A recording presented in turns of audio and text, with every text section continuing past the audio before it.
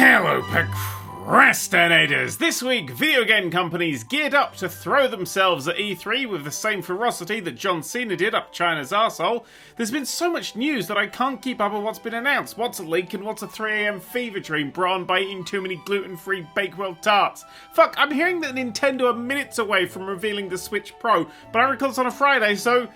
who knows? This video could be as out of date on launch as a WWE game. Anyway, let's start with the reveal of this picture from an upcoming game-to-movie film adaptation. Any guesses? No, it's Uncharted.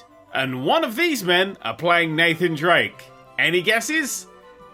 No, it's Tom Holland. Look, I love Tom Holland. Parasocially, of course, he's like fucking 8 and this isn't a Smash Bros channel. But he's got the wrong kind of vibe for Nathan Drake. Tom Holland is like that little kid with the taped together glasses running a lemonade stall. If he had ventures, he would be in a fucking land of books or something.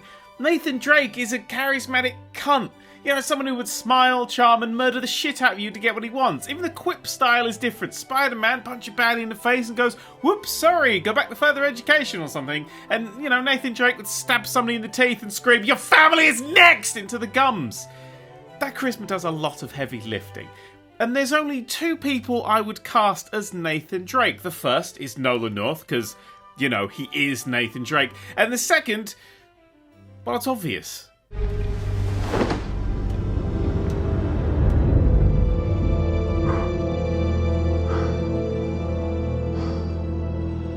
Fellas.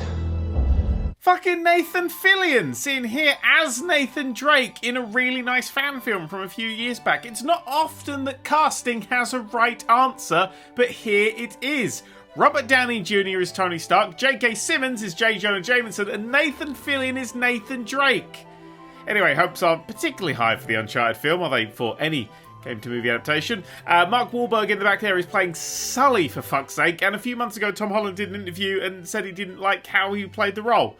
But still, could be worse. It could be a, I don't know, J.J. Abrams' Portal film. Somehow, GLaDOS returned. But anyway, in good film news, Christ, we've not even got another games yet. Creator of this channel, Edgar Wright's next film, Last Night in Soho, has had its first trailer, and... yeah, it's full horror. And someone who could only just get through Shaun of the Dead, this doesn't seem like my cup of tea, but it is my favourite director. Maybe I'll wait for a lovely warm summer's day to watch it on a very small, very far away screen. Or maybe I'll just, you know, watch Hot Fuzz for the 275th time this year. Games! Finally! Euro Truck Simulator 2 and American Truck Simulator are getting official multiplayer support. Convoy mode is in beta, and it syncs traffic and weather to basically become better than the mods that fans have relied on for so long. That's wonderful stuff. And both games, I think pretty much for today only, are £3.74 on Steam. So if you've never partook, partake! Pokemon release dates! The remakes of Diamond and Pearl are hitting stores on the 19th of November, and Pokemon Legends Arceus, a game that based on the footage I said was a couple of years away, is getting released January 28th next year, less than a year after its reveal. Good luck to you. Sony did one of those investor presentations this week with a whole bunch of slides and graphs and business things, but wait! Is that a logo for a new game in their upcoming releases? God of War Ragnarok? Maybe, I don't know. But more importantly, what's that on the page marked more PC releases planned? Uncharted 4. Uncharted 4 coming to PC. That's huge. That's seriously huge. For me, Uncharted was the indicator, the fucking litmus test that Sony were all in on PC. And now it looks like that's happening. What's next? Bloodborne. Make it Bloodborne! After this, Sony showed off 14 minutes of Horizon Forbidden West gameplay, which I haven't watched yet, excuse me. Right, just had a lovely sandwich. Anyway, yeah, I've not watched it, I should go do that. I mean, yeah, it's more of that. More of that. I don't really know why this franchise has failed to grab me. The first one landed in the height, really, of open world crafting fatigue. And any time I try to go back to it, I just can't shake the this is just all of the video games together vibe. This one looks more like that, with the only difference being that, wow, I don't like the art direction. It looks cartoony, plastic, like everything is covered with cling film. Aloy looks like she's flowing over the world rather than standing in it, although those underwater bits are very nice.